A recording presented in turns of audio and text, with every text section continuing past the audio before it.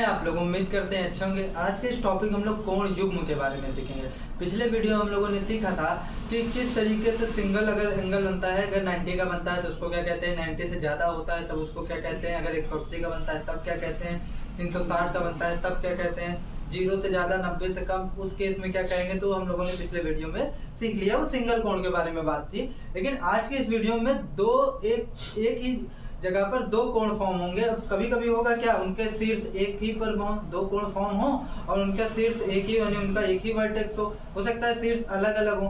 तो देखिए यहाँ पर कुछ कोण बने हैं, तो यहाँ पर देखेंगे तो आप दो कोण फॉर्म हुआ है, एक ही कोण के अंदर दो कोण फॉर्म हुआ है, ओ सी ओ बी और एक बी ओ।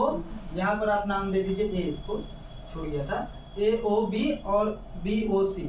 तो ये दो कोण फॉर्म हुआ है लेकिन इसका शीर्ष एक ही है, ठीक है। अब देखिए यहाँ पर कुछ कोण फॉर्म हुआ है, बी ओ सी और ए ओ बी, यहाँ भी दोनों का शीर्ष सेम ही है, ठीक है। और यहाँ पर देखिए सी ओ बी और ए ओ बी, यहाँ पर भी इनका भी शीर्ष सेम ही है। और यहाँ पर देखिए बी ओ ए और बी ओ सी, यहाँ पर भी इनका भी शीर्ष एक ही है। इसका इस वाले भी कोण का शीर्ष यही है, इस वाले कोण का भी शीर्ष यही है। अच्छा, इस वाले कोण में देखिए इन सब कोण में एक उभयनिष्ठ भुजा भी है, एक उभयनिष्ठ शीर्ष भी है, मतलब दोनों कोणों का शीर्ष सेम है और दोनों कोणों में एक उभयनिष्ठ भुजा भी है। कैसे देखिए, इन दोनों कोणों में एक उभयनिष्ठ भुजा ओ बी है, इन दोनों कोण में भी एक उभयनिष्ठ भुजा ओ बी है, इस दोनों कोण में भी एक उभयनिष्ठ भुजा ओ बी है, इन दोनों कोण में भी एक उभयनिष्ठ भुजा ओ बी है। तो अब आप ये समझ रहे हैं कि ये कोण युग्म है। क्यों कोण युग्म है? क्योंकि कोण युग्म मतलब होता है कोणों का जोड़ा। जब भी आप दो कोण एक साथ ले लेंगे ना और उनकी बात करेंगे तब वो कोण युग्म कहलाएगा। अब हो सकता है उनका शीर्ष एक हो सकता है उसमें उभयनिष्ठ भुजा हो, दोनों कोणों का सेम एक उभयनिष्ठ भुजा हो सकता है ना भी हो, तब उस केस में उसको क्या कहेंगे। तो इसमें हम लोगों ने इसका कुछ वर्गीकरण किया है। जब इसका उभयनिष्ठ भुजा हो या उभयनिष्ठ शीर्ष हो, या कभी कभी उभयनिष्ठ शीर्ष होता है लेकिन भुजा नहीं होती, उस केस में इन एंगल पेयर को आप क्या नाम देंगे ये हम लोग सीखेंगे। तो चलिए अब आगे सीखते हैं। तो आइए अब कोण युग्म के कुछ प्रकार है उनको जान लेते हैं। जब उनका उभयनिष्ठ शीर्ष हो या उभयनिष्ठ भुजा हो एक, तब उनको हम लोग क्या कहेंगे, ठीक है। तो देखिए ऐसे कोण युग्म, युग्म मतलब जब दो कोण आप एक साथ ले लेंगे तो उसे आप युग्म कहेंगे। ऐसे कोण युग्म जिनका एक उभयनिष्ठ शीर्ष हो, उभयनिष्ठ यानी कि कॉमन, मतलब दो कोण हो और उन दोनों का जो शीर्ष हो एक ना एक दोनों का एक ही जगह पर हो, दोनों का शीर्ष क्या हो, एक ही जगह पर हो। जैसे यहाँ देखिए कोण ओ बी सी का जो आप नहीं सॉरी बी ओ सी का और बी ओ ए का जो शीर्ष है दोनों कोण का एक ही जगह पर है, तो उभयनिष्ठ शीर्ष है, ठीक है। उभयनिष्ठ शीर्ष हो और उनके उभयनिष्ठ भुजा के विपरीत अन्य दो भुजाएं स्थित हों, ठीक है। जरा समझिए कि ऐसे कोण युग्म जिसमें क्या हो, ऐसे कोण के आपको जोड़े लेने हैं जिसमें एक उभयनिष्ठ शीर्ष हो और एक उभयनिष्ठ भुजा भी हो, एक उभयनिष्ठ भुजा भी मतलब एक कॉमन वर्टेक्स हो और एक कॉमन साइड हो, ठीक है। तो इसमें देखिए इस वाले डायग्राम में अगर देखेंगे तो एक उभयनिष्ठ शीर्ष है, इसका भी और इसका भी, दोनों का उभयनिष्ठ शीर्ष है। तो इन दोनों के उभयनिष्ठ शीर्ष ये है और इन दोनों के उभयनिष्ठ एक भुजा भी है। कौन सी भुजा उभयनिष्ठ है भैया? O B. कौन सी है? O B. तो एक उभयनिष्ठ शीर्ष हो और एक उभयनिष्ठ भुजा हो, तो दोनों बात लागू हो गई। और अन्य दोनों भुजाएं जो होंगी वो इस उभयनिष्ठ भुजा के विपरीत स्थित हो, एक इस साइड स्थित हो तो एक इस साइड स्थित हो। तो उभयनिष्ठ भुजा के विपरीत अन्य दो भुजाएं स्थित हो ऐसे कोण को आप आसन्न या संलग्न कोण कहेंगे। ऐसे कोण को आप क्या कहेंगे? आसन्न कोण या संलग्न कोण। तो आसन्न कोण या संलग्न कोण क्या होते हैं कि ऐसे दो कोण आप ले लीजिए जिसका एक उभयनिष्ठ शीर्ष यानी कॉमन पॉइंट हो, जिसका क्या कॉमन वर्टेक्स हो उसका, और उसकी एक कॉमन साइड भी हो यानी एक उभयनिष्ठ भुजा भी हो और उस उभयनिष्ठ भुजा के विपरीत अन्य दो भुजाएं स्थित हों, तो ऐसे कोण युग्म को आप क्या कहेंगे? आसन्न कोण कहेंगे। क्या कहेंगे? आसन्न कोण। तो आई होप आपको आसन्न कोण समझ में आया होगा। आइए देखते हैं रैखिक युग्म क्या होता है। लीनियर पेयर ये आसन्न कोण का ही एक तरीके का प्रकार है। चलिए देखिए, यदि एक रेखा पर कोई किरण खड़ी है तो मतलब आप एक रेखा ले लीजिए और उस पर एक किरण को आप खड़ा कर दीजिए। देखिए एक रेखा पर एक किरण खड़ी है ना, यदि एक रेखा पर एक किरण खड़ी है तो आसन्न कोणों का ऐसा युग्म, ये भी तो आसन्न कोण बना रहा है। तो देखिए क्यों ये आसन्न कोण नहीं बना रहा? अगर आप देखें तो सी ओ ए और सी ओ बी दो कोण है और इन दोनों कोणों का एक ही शीर्ष है और इन दोनों कोणों का अगर एक ही शीर्ष है और एक इन दोनों की एक कॉमन साइड है यानी कि उभयनिष्ठ भुजा है और इस उभयनिष्ठ भुजा के विपरीत दो किरणें हैं ओ ए तथा ओ बी, तो ये भी तो आसन्न कोण है। तो यदि एक रेखा पर कोई किरण खड़ी है तो आसन्न कोणों का ऐसा युग्म, मतलब आसन्न कोणों का ऐसा जोड़ा रैखिक युग्म कहलाता है। तो देखिए अगर एक सीधी रेखा पर कोई किरण खड़ी हो गई, ठीक है, कुछ इस तरीके से मान लीजिए ये आपकी सीधी रेखा है और इस पर एक किरण खड़ी हो गई, तो इस प्रकार का आसन्न कोण क्या कहलाएगा? रैखिक युग्म। क्या कहलाएगा? रैखिक युग्म या लीनियर पेयर। तो इस लीनियर पेयर के जो दोनों कोणों का योग होता है ना, वो दो समकोण यानी 180 अंश के बराबर होता है। तो आप इसको क्या कहेंगे? रैखिक युग्म कहेंगे। क्या कहेंगे? रैखिक युग्म। ये बात करते हैं शीर्षाभिमुख कोण क्या होता है, यानी वर्टिकली अपोजिट एंगल क्या होता है। देखिए जब दो रेखाएं एक दूसरे को परस्पर किसी बिंदु पर प्रतिच्छेद करती हैं, जैसे मान लीजिए इस दोनों रेखाएं एक दूसरे को किसी बिंदु पर प्रतिच्छेद कर रही हैं, तो 4 एंगल बनते हैं। कितने एंगल बनते हैं? 4 एंगल। तो यहाँ देखिए दो रेखा थी BD और AC, ये एक दूसरे को जब प्रतिच्छेद करी तो 4 एंगल बना, 1 2 3 4। तो ये 4 एंगल बना। अब जरा समझिए, प्रतिच्छेद किया तो अगर ये एक BD रेखा है, BD रेखा है तो यहाँ पर एक बिंदु है, तो ये OA किरण होगा। तो अब OA BD रेखा पर OA किरण खड़ी है, तो क्या हुआ? ये एक लीनियर पेयर यानी रैखिक युग्म का काम किया ना, 1 और 2, ठीक है। इसी तरीके से BD रेखा भी ले लें तो ये आपका इस बार OC क्या हो जाएगा? एक किरण है जो इस पर खड़ी है, तो 3 और 4 कोण क्या हो जाएगा? रैखिक युग्म। इसी तरीके से अब आप इस डायरेक्शन में आएंगे, यहाँ पर देखेंगे तो ये देखिए AC क्या है? किरण का काम करेगी और इस बार OB इस पर खड़ा है, तो क्या हो जाएगा? ये भी एक रैखिक युग्म का काम करेगा, 2 और 3। इसी तरीके से आप फिर AC ले लीजिए और इधर इस डायरेक्शन में देखेंगे तो ये भी 1 और 4 भी एक रैखिक युग्म का काम करेगा। मतलब अगर प्रतिच्छेद करता है परस्पर तो 4 रैखिक युग्म भी बनते हैं। तो अब एक चीज समझिए कि ये होता क्या है शीर्षाभिमुख कोण।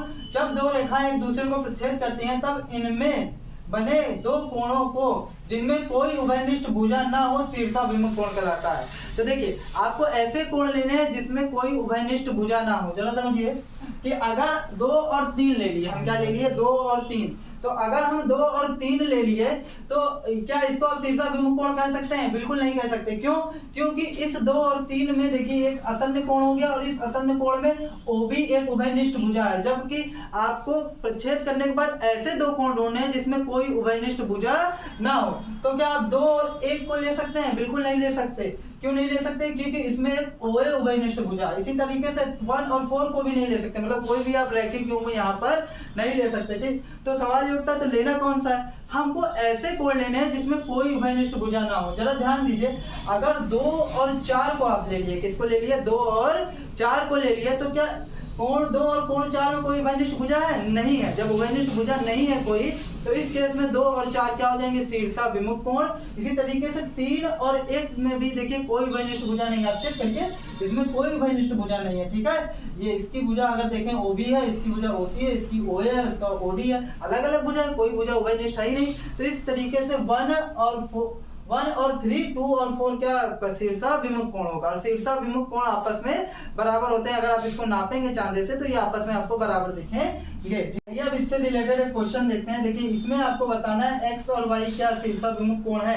देखिए शीर्षाभिमुख कोण होने के लिए 2 सीधी रेखाएं होनी चाहिए, ठीक है। 2 आपको सीधी रेखाएं होनी चाहिए।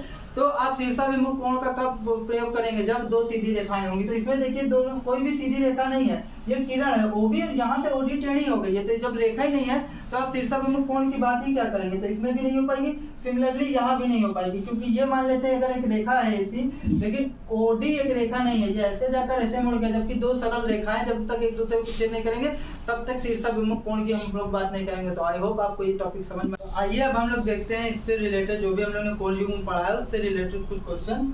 देखिए निम्नांकित कोणों में प्रत्येक कोण का कोटि पूरक कोण लिखे। कोटि पूरक कोण बोल ले चाहे पूरक कोण बोल ले, बात एक ही है। तो कोटि पूरक कोण आप जानते हैं, दो कोणों का योग जब 90 डिग्री हो जाता है वो एक दूसरे के क्या कहलाते हैं? कोटि पूरक कोण। तो अगर एक 20 है और दोनों का योग क्या है? 90 होगा। तो आपको कोटि पूरक निकालना है, तो 90 में से 20 को घटा देंगे तो आपको दूसरा वाला मिल जाएगा, क्योंकि दोनों का योग कितना होता है? 90 होता है। तो पहला नंबर क्या होगा? 20 का कोटि पूरक कोण, 20 का कोटि पूरक कोण, कोटि पूरक कोण क्या होगा? 90 माइनस 20 यानी कितना? 70 होगा, ठीक है। इसी तरीके से हम सबको करेंगे भाई। 55 का कोटि पूरक कोण अगर देखें तो 55 का कोटि पूरक कोण तो 90 माइनस 55, तो अगर आप घटाएंगे तो 10 में से 5 गए 5, उधर 8 में से 5 गए 3, कितना आया? 35 अंश। थर्ड नंबर देखें थर्ड नंबर 68 का आप कोटिपूरक कोण देखिए, 68 का देखेंगे तो 90 में से आप 68 घटाएंगे, ठीक है, तो 10 में से 8 गए 2 और 8 में से 6 गए 2, कितना 22 हो जाएगा। ये संपूरक कोण और पूरक कोण के बारे में जानते हैं कि ये क्या होता है। और कोटिपूरक कोण देखिए, पहले हम लोग कोटिपूरक कोण जानेंगे क्या होगा। देखिए कोटिपूरक कोण क्या होता है, यदि दो कोणों का योग 90 अंश हो, क्या हो, दो कोणों का योग 90 अंश हो, तो ऐसे कोणों को एक दूसरे का कोटिपूरक कोण अथवा पूरक कोण कहते हैं। चाहे पूरक कह दीजिए चाहे कोटिपूरक कह दीजिए, बात एक ही है।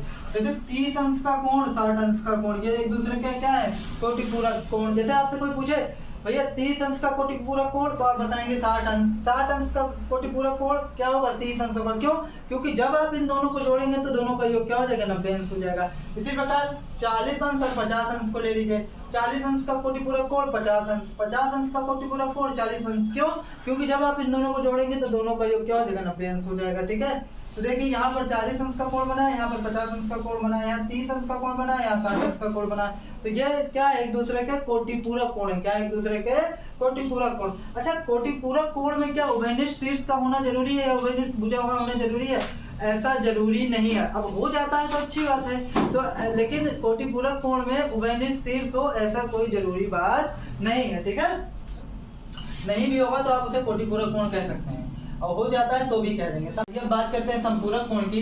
तो देखिए यदि दो कोणों का योग 180 अंश हो तो ऐसे कोणों को एक दूसरे का संपूरक कोण कहते हैं। मतलब आप दो कोण ले लीजिए भैया, और दोनों को जब जोड़ेंगे अगर 180 अंश आ जाता है तो वो एक दूसरे के क्या होंगे, संपूरक कोण। जैसे आप देखिए 40 और 140 अंश ले लीजिए, तो 40 का आपको जो संपूरक कोण क्या होगा, 140 अंश, और 140 अंश का संपूरक कोण क्या होगा, 40 अंश। इसी प्रकार जब आप आगे देखेंगे तो देखिए 30 और 150 अंश, तो 30 का जो आपका संपूरक कोण क्या होगा, वो 150 अंश, और 150 अंश का जो संपूरक कोण होगा वो 30 अंश होगा। क्यों होगा, क्योंकि जब दोनों को आप जोड़ेंगे तो दोनों का योगफल क्या होगा, 180 अंश होगा। देखिए यहाँ पर कुछ आपके संपूरक कोण बने हुए हैं, ये इसका संपूरक कोण है, ये इसका संपूरक कोण है, सिमिलरली ये इसका संपूरक कोण है, और ये इसका संपूरक कोण। अच्छा, संपूरक कोण में भी वही बात लागू होती है।